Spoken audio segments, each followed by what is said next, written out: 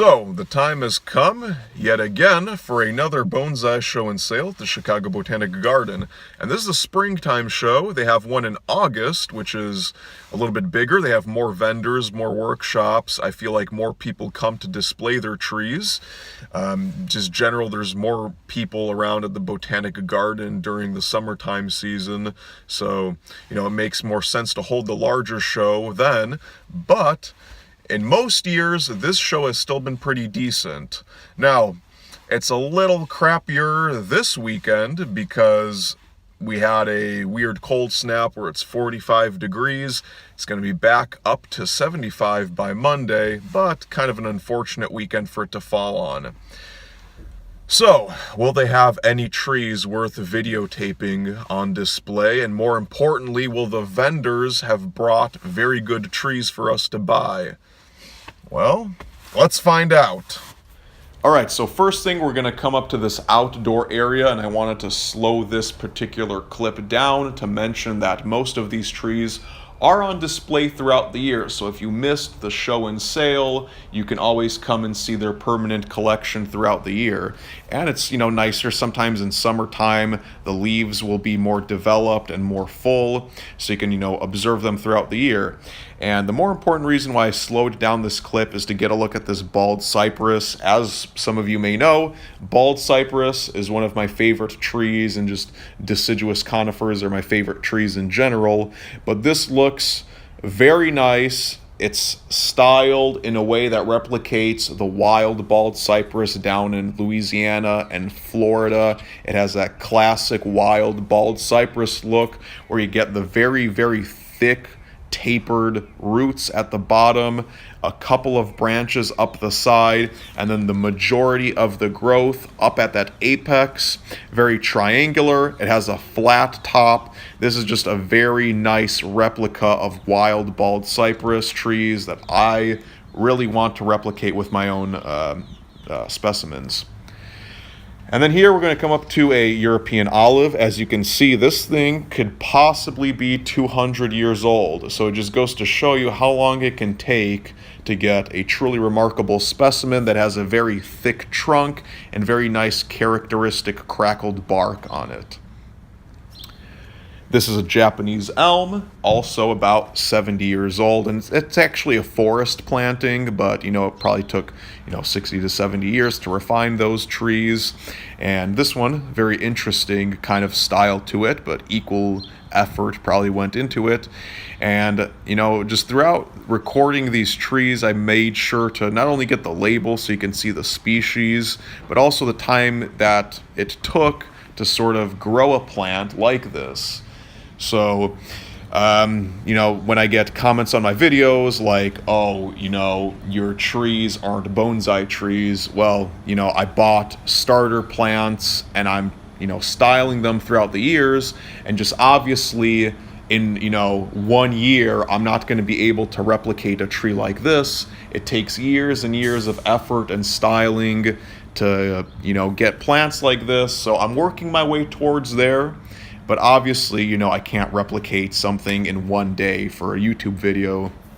And on this tree, you can see, there's branches that have been cut, and they put that black cut paste on it so it doesn't form an infection.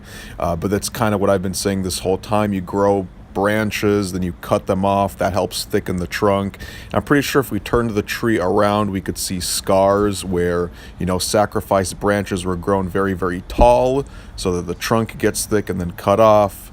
It's all part of the process. So anyways, let's get back to the individual trees. Here we have a nice Chi-Chi ginkgo. You can see all those Chi-Chi growth formations on each of the branches. So this is a very nice, unique specimen, not something that I have seen a lot of. And we're going to move on to this ponderosa pine.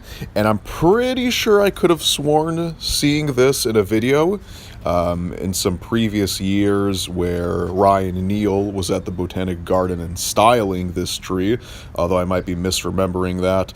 Probably should have, checked that before narrating this, but I'm pretty sure this is that tree. And here we just have a Scots pine literati, a very interesting composition. It's something I've been wanting to try for a while, but I kind of want more of like the classic style before I start getting into more abstraction. Here's a very nice maple. I'm assuming it's a maple by the way the leaves look. Looked like a trident maple. And of course, one of my favorites, the Dawn redwood. I have seen this and photographed it before in previous years. It's a nice twin trunk composition. Very jealous of the amount of ramification that they have on their trees. And it's a twin trunk, which I have wanted for a while. I originally tried to make a twin trunk larch, but that is, gone by now. That was many years ago where, I was moving around and going to school, so I couldn't exactly keep it. This is an interesting composition. It's a Korean hornbeam, and you can see that water plate on the bottom and then some of the rocks and mosses there. And once again, this gave me a lot of inspiration for my own trees because it just looked very natural, like in a grove somewhere growing on this mound of old rocks. So something that I would also want to try sometime in the future. And then over here, a very nice tree. You can see the deadwood features on it look, very nice. It's, of course, an evergreen tree. And this is, again, something that, I think looks nice when used correctly. I just kind of don't like to keep up with the maintenance of deadwood because you have to bleach it and sort of maintain it. Another nice maple. You can see it looks very old just because it has a fat trunk and just the mass of foliage on it makes it look very old. Japanese witch hazel, very interesting species to use for bonsai. As you can see, it may not be the best species, but still interesting. And another Korean hornbeam, very nice, kind of like a twin trunk, but it's not two individual trees, it just split kind of halfway up there. And of course, white pine, very nice. They reduced the needle size a lot on that. And I didn't take a video of the tag, so I actually don't know what this is, but very interesting. And as we move on in the video, we went inside to where they had some of the more amateur displays and the vendors. And this just kind of goes to show you, I'll be critical. I mean, it looks like crap right now. And that doesn't mean that it will not look good in the future, but I have seen this many years where it looks like they went to Home Depot, bought something, stuck it in a pot and say, okay, well, yeah, I'm working on it. And I think when demonstrated properly, like air layering, they have these nice signs this year on how to start a raft plantation. It's kind of good for an educational video, so you can kind of get away with the fact that you're not presenting a fully mature tree, because that's kind of what I always believe. It should be fully, presentable before you show anyone. But I mean, for the learning experience, I guess it's okay. But I mean, it also goes to show you that fact, like that I was talking about earlier, where you can't just create something overnight. It takes many years, and it's going to look like crap until you refine it over, a decade or more. Here we have a larch, as you can see. It's about, I would say, on par with my larches. It might be better. I have more ramification, but we'll move on. And this is some of the vendors. As you can see, this is pretty much the kind of stuff that I've been buying over the years. And as you can see, I mean, most of it is small or it's seedlings, so not the best, quality. Of course, there are some trees that you can buy that are more expensive. It was surprising that these were up to, $275. Some of them were $300, which I'll show later on. And I have one that's about, maybe 3 times this size for the same price. So I felt like some of the vendors were just kind of, charging way too much money for something that I don't believe is worth that much money. But anyways, another thing with me is that I've just been buying seedlings pretty much and trying to learn how to do this kind of almost on my own. And so you can see, if you start off with something like this, And, I start making videos right away, of course, because I want to, talk about, more of the growing aspects, how to fertilize it, how to water it. I kind of just start recording the process at the start instead of recording, a finished professional bonsai tree. So, then I get the commentary that, oh, that's just, some garbage in a pot. That's not a real bonsai. But again, it takes years and years and years to do some of this stuff. And here we have some expensive tools. As you can see, some of these scissors and cutters are going for $40, $60, $93 over there. And, so this is a little bit of an expensive hobby. I'm sure some people, realize that the tree is expensive, but then also these pots, $100, $125, even, $75. You can spend quite a bit of money. All right, so did we buy anything? We did, but not a tree, because as you could see, the selection they had, it was kind of junky in my opinion. Very young trees. I mean, it's good for people who, I guess, are going to buy a tree and kill it because they don't know what to do with it. Hey, maybe you should watch my videos if you were here today. And the only thing with that is, well, I mean, I could do a juniper care video. That's a very common one. It's not too hard to keep those alive, but most people buy like those tropical ones you can keep inside your house, and I just have absolutely no interest in growing tropical bonsai because it's just, kind of a pain in the butt with the amount of light they would need for some of the cooler species, and the other ones like, ficus and stuff, I just don't feel like turning into bonsai. So what did I buy? Bought this for 25 bucks. It's cheap, but I wasn't going to spend 100 or, okay, that's an exaggeration.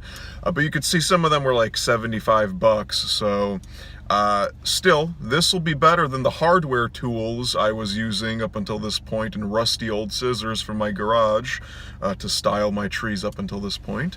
So we bought that. I probably could have went to the bonsai nursery and just bought the same thing, maybe even cheaper.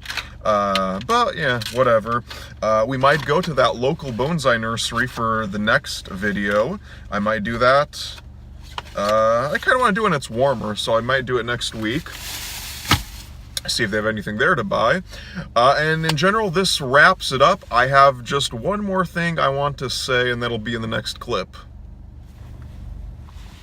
Alright, so even if we take a look at something like my bald cypress trees, bald cypress, Mexican cypress, a bit rough, but, everything grows out, you chop it back, you refine it over the years, and as you could see, they were selling something that's like a little twig off of this for 25 bucks, and I've already got this, which is, well on its way to having a thicker trunk.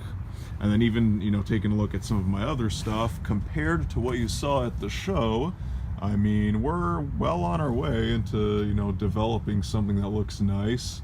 Obviously, this one, I've had it for about 2 years longer than that one, so it's a bit more refined, but you can kind of, see the stages where you let things grow out to thicken the branches, then you chop them back, and then you start, developing certain areas where you have, more branching on one branch. So, I mean, it's all a process, but yeah, and I guess there's my last one.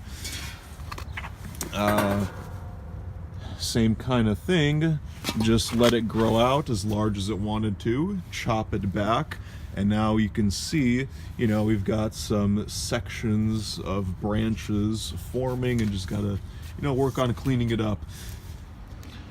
Alright, so that's going to be it for this video, but like I mentioned, I still am going to be visiting that bonsai nursery next weekend, so we're going to have another video for that.